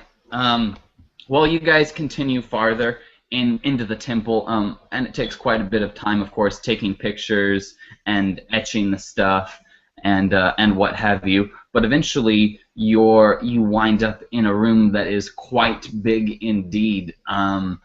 You can't even see the ceiling from how tall it is in here. But the most mentionable thing of this room is a strange, it appears to be a brass object in the middle of the room. It looks to be sort of almost like the base of it is like the base of a lamp, but then there's like a long table of sorts with sort of a rim like along the side of it. And it's dead in the center of this very large room that you guys are in. And as you take steps through it, of course, your footsteps echo and ring out. Is it loud, like super loud, the echoing, or just, slight echo? It's just slight. Unless one of you is walking with heavy feet or something. Stomping around. And additionally, there are, not in one specific spot, and there's not copious amounts of it, but just sort of scattered everywhere, strewn about the room, there are what appears to be strange goblets which don't look like they would have very much functionality. The lips on them just sort of pour over, how they'd be able to contain water. But from what you can make out, they seem to be goblets, and there seems to be some sort of very simple necklace of some sort.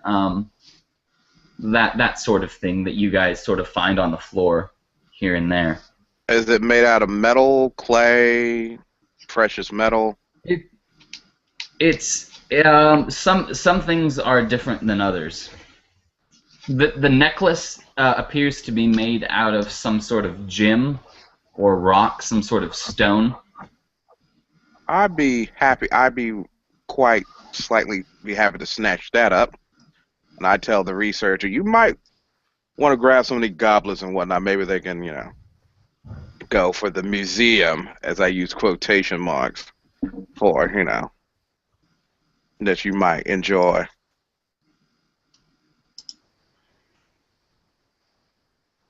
Who do you hand it to? I keep the gems for myself if no one objects, or what have you, and I give the goblets to the researcher.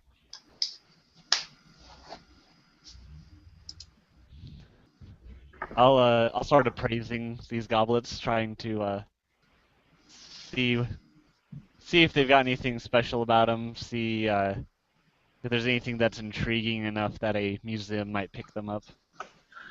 Well, you've never seen anything like it before, and judging by the base of it and the sort of handle, I mean, you would pretty much bet money that it's a goblet. But like I said, the actual cup of it just sort of is almost floured out. It doesn't look like it could hold more than maybe half of a drink, like a very very small single drink in it. So you're not really sure if it's just meant to be pretty or if it has any functionality. But you've never seen any in all your time on the field in Africa and perhaps in South America and the remotest parts of Eastern Europe. You've never seen anything remotely like this.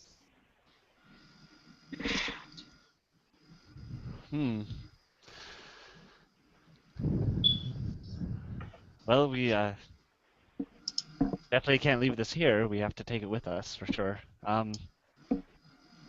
I'll try to secure them in my backpack, preferably not angering any demons while I do so. Sure. As I loot the temple. Sure. And I assume that all of you go about in this fashion, even those of you that may not really know the significance of this stuff. You can tell that it is indeed significant. And pretty much the rest of your day is spent here in this large room and the smaller rooms that offshoot from it, looking at these various artifacts and sort of letting your mind wander as to the sort of civilization that lived here before.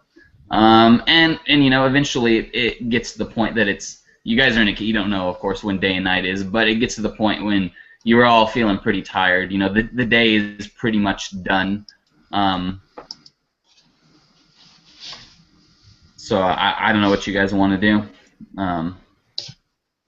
I will pretty much, after the long day and everything else, I will probably want to go to sleep at this point and just try to get this over with so I can get to the temple. Will be my thought process. Yeah, so maybe set up like a real... I mean, we're inside, so how much of the weather do we have to really face? Maybe set up just a quick camp? Yeah. I mean, it's pretty. It's almost humid in here, even, but at least by comparison to the biting cold outside. You've reached a low enough point in this mountain. There's probably water somewhere in it. That's maybe a bit warmer, it would seem. And the air itself is not uncomfortable, but it is slightly damp. Ugh. Okay, yeah, so I would set up like a minimal camp, at least for myself. Sure, at least a sleeping bag, whatever. Yeah. And I'll assume, unless anyone says anything, that all of you do so in the same fashion. So, let's go into the land of dreams once more. This time, let's see what Jeremiah Rye is up to in his dreams. Apologies for my lack of concentration just then. I had a complete brain fart. I was like, what's going on, guys? Don't understand. Hey, at least I didn't do that as the GM. So. I had to, yeah. And I do quite often. I had to take a break and have a coffee, but I think I'm going to hang in there for now. So I'll do my best. Yeah, I sleep. I dream of a reoccurring dream of missing the bus home for the summer holidays from the boarding school, because I get to go home in the summer holidays, but I keep missing the bus, so I have to stay all summer in the school. And then the next scene, I'm on this bus, but it's a different bus, and it's somewhere off the coast of New England. Not sure where, but it's very windswept and stormy, and he's not stopping at my stop. I can't get off the bus for some reason. Indeed, you can't. Perhaps to make up for all those other times that you missed it. At any rate, you're on it now, and it's not stopping. And eventually, you get to sort of a bit of a, not really a unfamiliar sight, but considering the area, you see your brother, your half brother there. It looks like he's just partying on the beach with a couple of his friends and a few girls, but it's a very rocky beach and it's very windswept and it's very cold weather, so it doesn't make sense. But they're out there in summer clothes, having fun. And yet the bus keeps on driving past them. Yeah. There's only me on the bus, and I say to the driver, "Are we there yet? How much further? It's been hours." And you hear no reply back, and the bus just keeps going. And as you look at the windows, you start seeing seasons start to change, and the bus continues to go just a little bit faster and a little bit faster. Starts to look like all the images outside the bus starts to blur. Whoa. Will you slow down, please? This is well over the speed limit. And then as soon as you finish saying that, the bus just jolts to a stop. And you're stuck at a scene of a cemetery, and you see leaves falling. And you look out, and it's a friendly scene. It's your father's funeral. And you see everyone there, except you're not there at all. And it's your brother who's dressed up in all the nice clothing. And it's your brother that all your family's talking to, and your mom's leaning on, crying to. And you're just there in the bus, not able to get out, not able to be there for your family. Hey!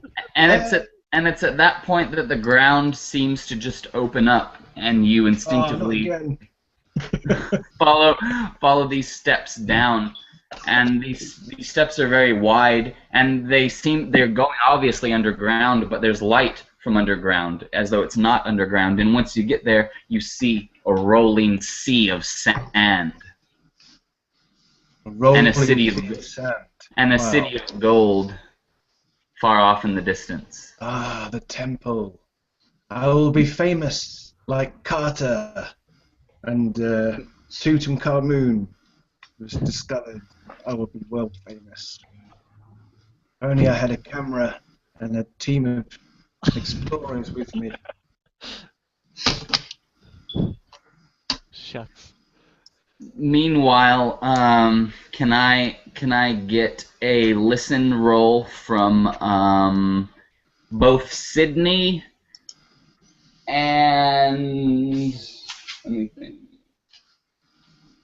and Alberto, or a listen roll from both of you, and it will be at -10 because you are asleep, listening in your sleep. Definitely not. 80. I rolled a 52, and I'm not trained, so that's not success. All right. So I guess I'm just mumbling. Yeah? Well, you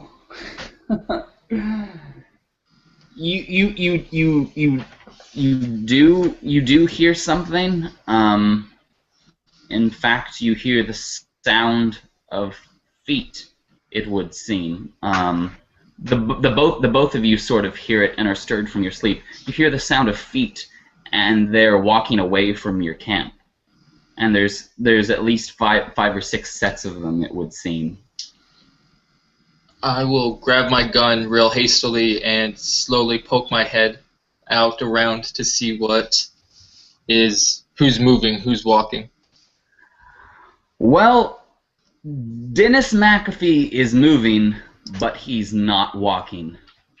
You can see as you flick the match and light the lamp and hold it up, you can see his body. At first you think he's just levitating. You can see him there.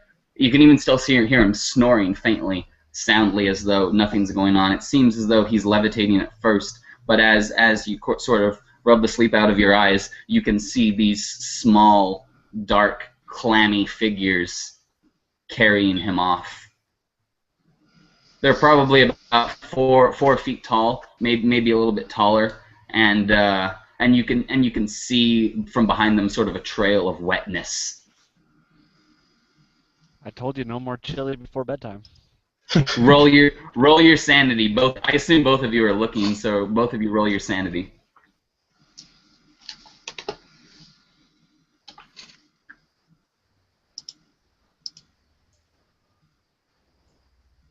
93, definitely not. I rolled a 28, so I passed. All right, you pass. So you just sort of grit your teeth and buckle up, do whatever you're gonna do. However, the field researcher, you lose a few screws as you see this horrific thing happening. Not aware of it at all, sleeping as they carry him off, and you lose a D10 of sanity. Oh. 7. Racing you to 0.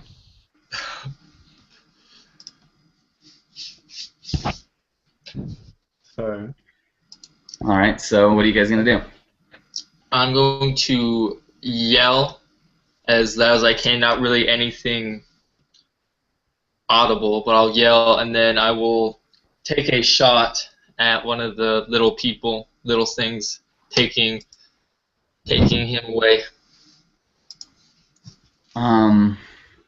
Okay, you're waking up. You're woken up from your sleep by this shout, and you of course it is. You don't realize what it is immediately, but you can feel all these hands holding onto you firmly, onto your extremities and your torso, carrying you down this dark hallway. I immediately begin to squirm and try to break away from it. Like, hey, what's the meaning of this? And you said you're gonna shoot. So roll your firearms to shoot. I have a 60 in firearms, and I rolled a 19. Okay, and what kind of gun do you use? I just used a very old-fashioned, like cowboy-style revolver. Okay. Oh. All right. Well, you managed to put it into one bullet into one of these things, and as soon as it gets hit, it runs off the other direction, screaming a sort of strange, screeching, jittering sound as it does, and the other ones considerably pick up their pace.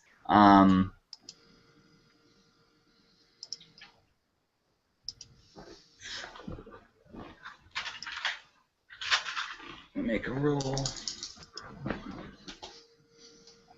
All right, you're able to get away from them. You're able to squirm your way out, kicking and clawing and scratching and punching your way out. And eventually they all whatever these things are, they all scatter away with obscene quickness. But unfortunately, you don't realize it in the heat of the moment with your adrenaline. But as you come to your senses a bit more, you feel a throbbing pain in one of your legs, and you look down and you can see that your ankle is just shattered. For these things aren't small, but apparently they're strong enough to break bones, and your ankle is just completely mush at this point. Oh. Am I awake at this point, or am I still unconscious or sleeping? That's up to you. At this point, I wake up and come out like, what in the hell is going on out here?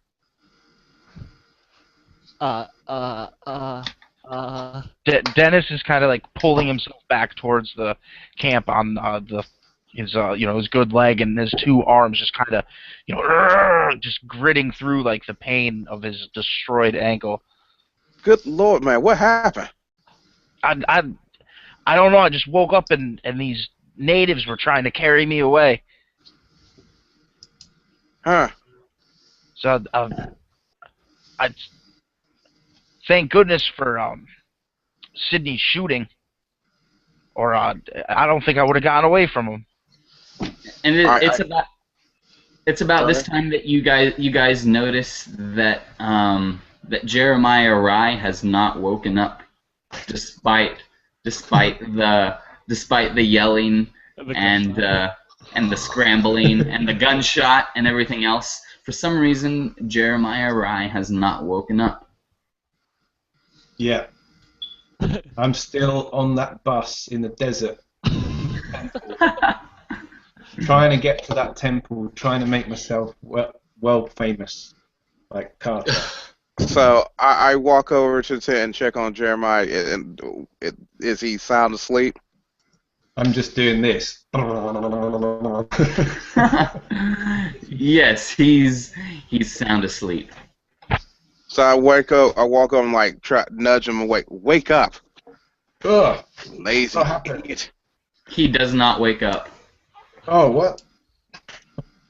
I proceed to shake him more. He does not wake up. Alright.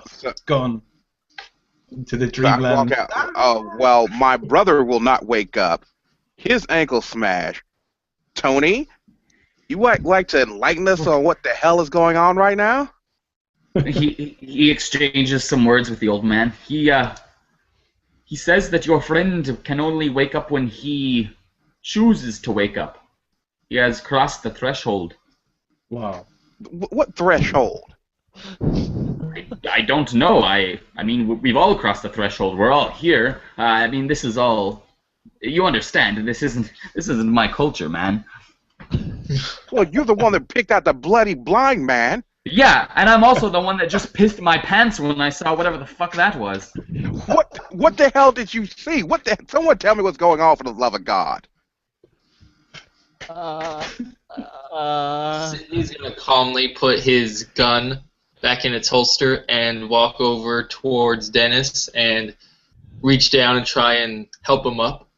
We need to get you over back to the base, and I'll lie you down, and then I'll try and put a splint on your ankle so you can continue to walk. And I'll just calmly walk over with him, almost with a smile on my face. And okay, and what's wrong with you, Mr. Brain? Pointing at the researcher. They don't. English. Speak. They. We're not alone.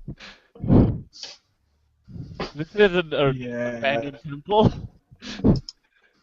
This is supposed to be an abandoned temple. I didn't sign up for this. Well, You obviously signed some of those up squirrely for natives treasure. You got here also before we did. signed up because you owe certain people money because of your gambling habit. Remember?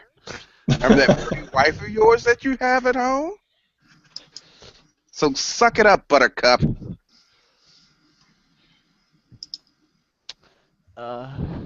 So Okay. meanwhile, still in your dream, you've reached this desert, and of course you see that city, and I assume you make for it. That's Yeah, and I hear the hit song "Suck It Up, Buttercup" as I do so.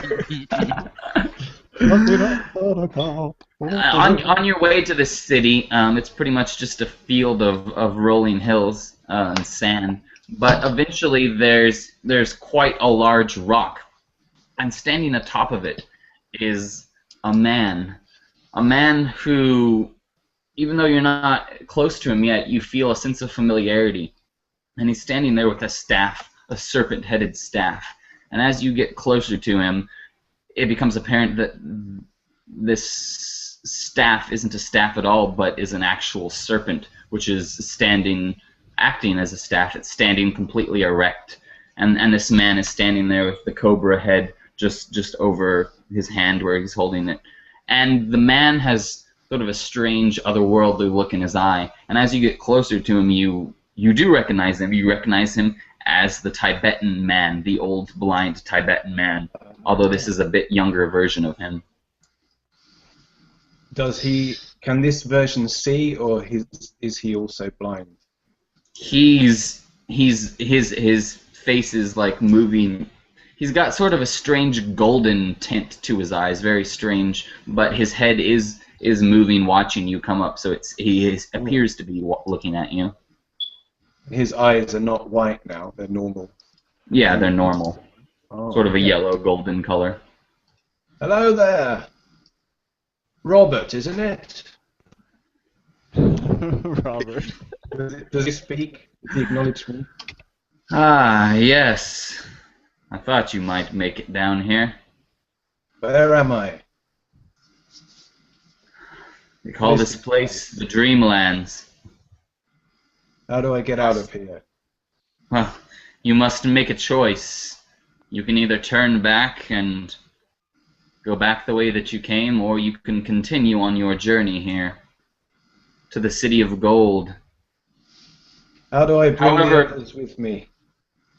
Be warned that if you choose to wander here, you will wander forever, never being able to return to your homeland. Can I wake up and come back another day? With more people? Perhaps. Great answer.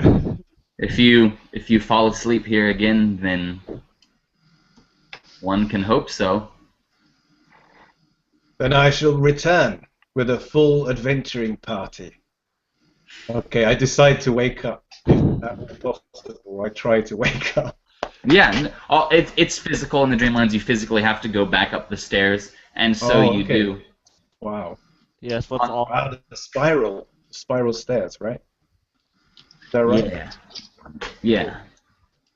Okay, I wake up. Oh! I found it, everyone. I found the secret. The Temple of the Lost Eye. It's not in this world, but it is in the worlds, not within dream or reality, but in the worlds between. What in the hell are you speaking, man? Have you drunk too much whiskey again? Of course. Have you been chasing the dragon? No, not today. Only the Oriental dragon. And I have found the way to the Temple of the Lost Eye. It's not this place, but the world that exists in our dreams. We must all fall asleep now and go there together. Does he do this often? He asked the Generally, brother. no. Tony- Generally, no. I mean, the only time he acts this freaking weird is whenever he's been when I call him that one time in that opium shop. Well, it was just that one time. Yeah, sure. I heard other reports. We yeah. You've been chasing the dragon for a couple of years, brother. We both know it. I'm clean. I don't know what you're talking about. We're now on Jerry Springer. Yeah. Well, I'm going with the fact that it's the 1930s, so I figure, is alcohol, cigarettes, drugs, Oh, okay. hedonism, Yeah. and what have you. Yeah. So we've got a wounded guy, right? With Yes. half a leg or something? Broken ankle. Crushed. Right. But he is quite a large fellow, too. Can anyone treat that? Has anyone got medicine or? As a Yes, skill? I wanted to try and do first aid and try and put like a splint so that he could still be able to walk a little bit, and so the swelling doesn't get too big. All right, go ahead and make the roll. So I have a first aid of 60, You get 60 or under. and I rolled a 68. No luck. Oh, Smash that splint on the broken ankle as hard as you can. Yeah, first the splint's too long, so then you have to find some way of cutting it, but you don't really have a saw or anything that's particularly good at doing that. So then you cut it, but then you cut it too short, so now it's not really of any use to him, and that's really the only splint or thing that you had that would work like that. are you feeling Well, my better, boy. Dennis? It did not work this time. Carry on, and then I'll walk away back to my booth. Okay, so we got the pilot can't walk. My brother's talking of some weird thing, and Brainy, Mr. Brains over here is still talking Are you okay now, Alberto? He starts fiddling with his glasses. Yes, yes. Ah, glad our little talk worked. Okay. How many of you drank the whiskey? Hands up.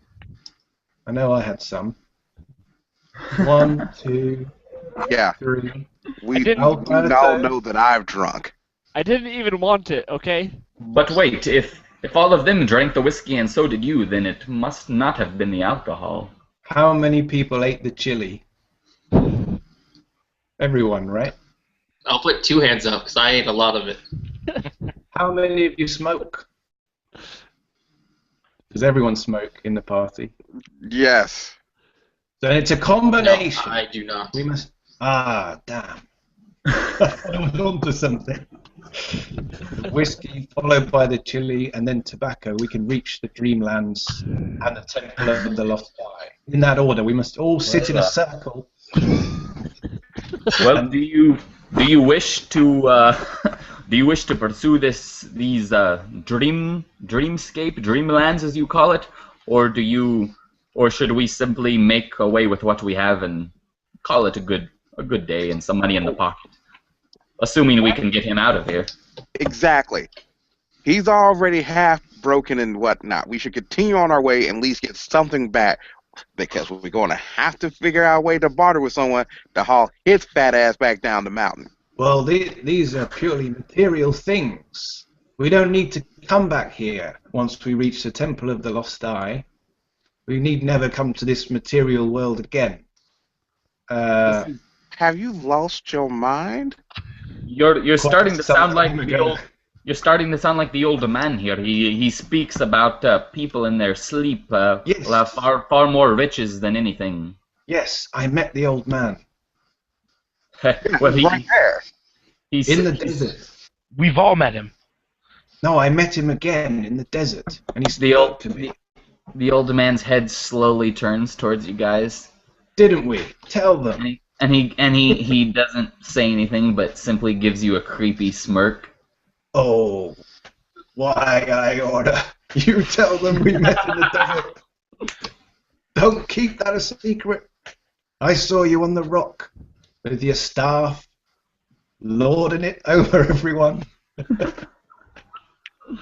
Oh, okay. It's okay. I'm fine. Give me the Yeah, whiskey. yeah. We're no. You're fine. Yeah. We'll definitely get this. Sydney, as I gesture him over. Yes, Sydney. Yeah, we're all gonna go to sleep in a bed and drink and whatnot and everything. We're gonna go to the dream world. Yeah. That's You crazy. got the rope, Sydney? Sydney, you got the rope by any chance? We might have to tie him up because he's gone a little bit batty. I have not lost my mind. I can hear what you're saying, and I haven't lost any points of sanity. Oh, okay. We believe you, buddy. Let's all go to sleep. I'll stay awake and I'll stay watch, Good. and you Thank you, guys Sydney. can go to sleep. I'll take I the first watch. You take the I second. go back to sleep and I mutter to myself, crazy stuff. Freaking goddamn white people. Jesus. Even my brother's starting to show signs of retardation. All right.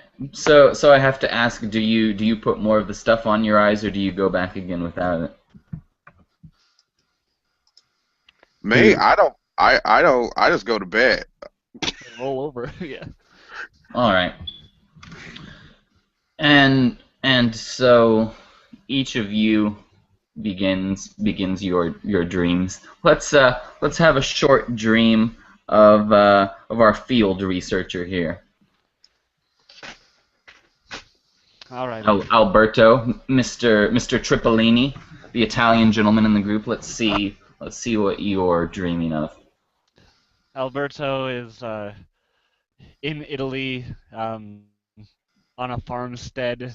It's late at night. He's up in a musky, kind of dusty and slightly damp barn up in the hayloft. He has the neighbor's daughter there, while her father is sleeping in the house over next to the barn, and they're fooling around. Um, she's dressed very still Victorian style, and he's got the newer fashions, and he's violating her ankles, as it would be.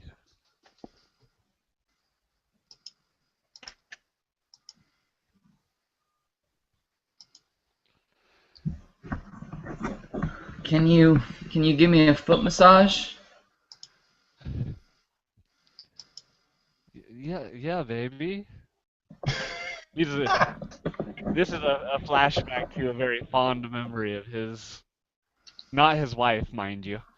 It's just When he gets down to her feet, she has 2 extra toes.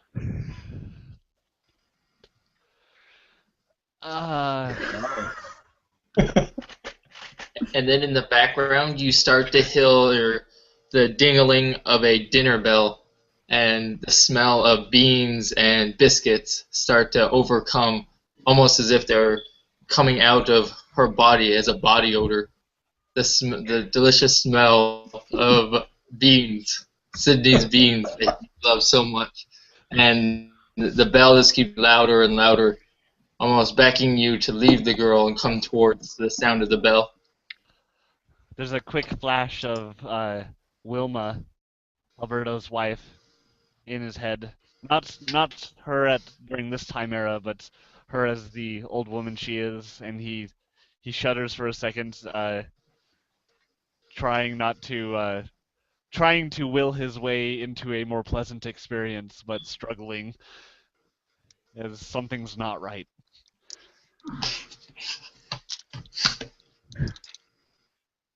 oh, what did you do to my foot? You look down and her ankle appears to be broken. Alberto looks down at his hands that he's been massaging with, and he's got a strange pigment to his skin, sort of Tibetan cave troll-esque, whatever those creatures were.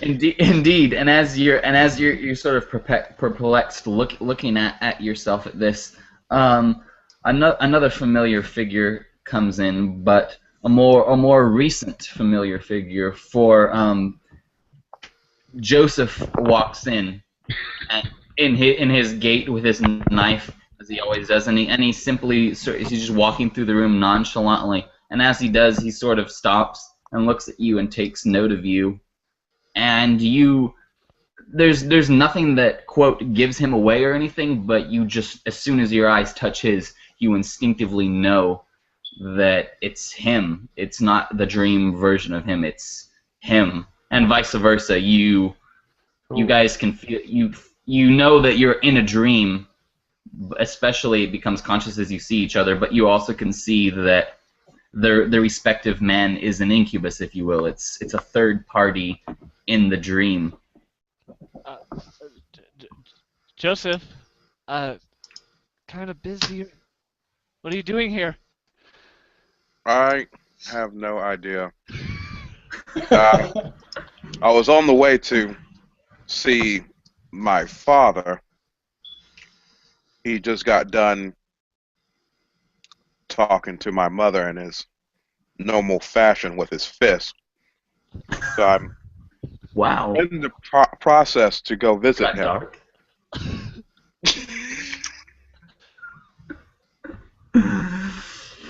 You don't have any sisters, do you? As he glances down at the broad with 7 toes laying on the floor in front of him.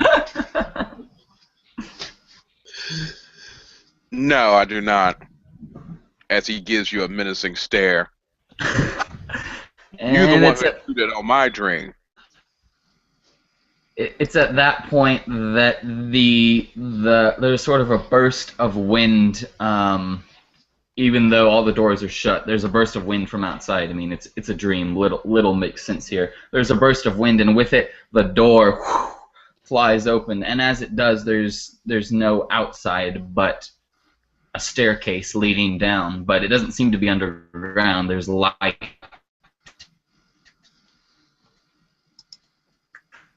coming from wherever it is. You can bandage. We lost you a little bit there. Oh, There's a sorry staircase about that. leading down. Yeah, the rest was just flavor. The staircase leading down, you hear drums faintly in the background, as well as Tibetan throat singing, which is otherworldly in and of itself if you've never heard it before. Well, if you've seen Lord of the Rings, you've heard it.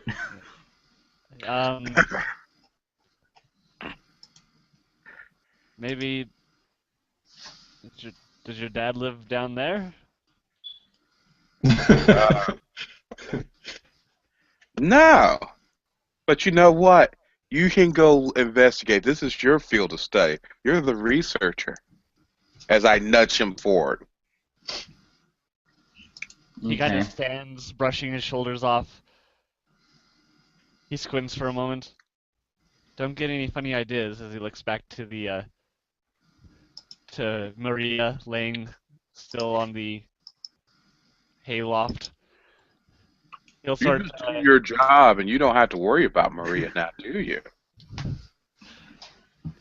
He'll kind of uncomfortably like pull his shirt down. Yeah. He's all Yeah. presentable and start kind of nervously walking towards it while glancing back at the two of you. Remember what got you here in the first place. Just do your job. Figure out what the heck going on. Yeah, you're the boss man. Okay.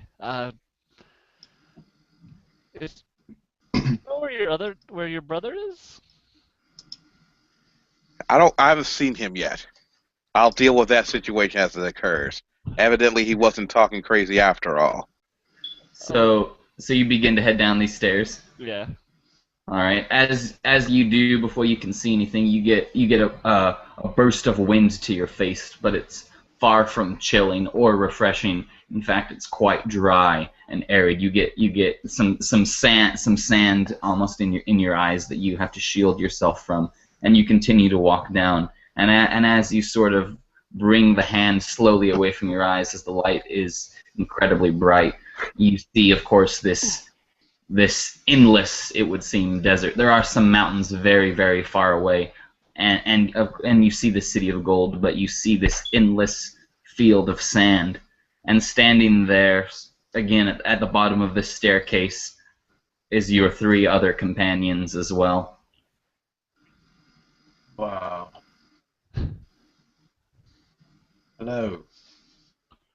Well met. I'll start trying to call up to Joseph. I'm like, How's your okay. brother?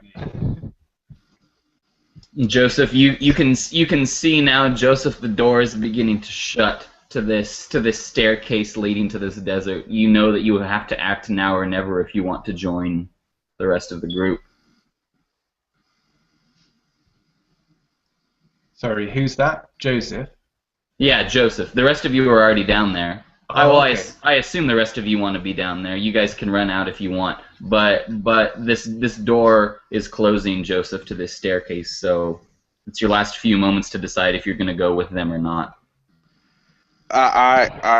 You're talking to me, correct? Yes. Yes. Then yes. After this point, as weird as it's like, great, I'm gonna follow these damn crackers into the. Oh God, help me. Yeah. I dart forward and go through. All right. And so the five of you begin your journey across this vast desert, headed towards this city of gold.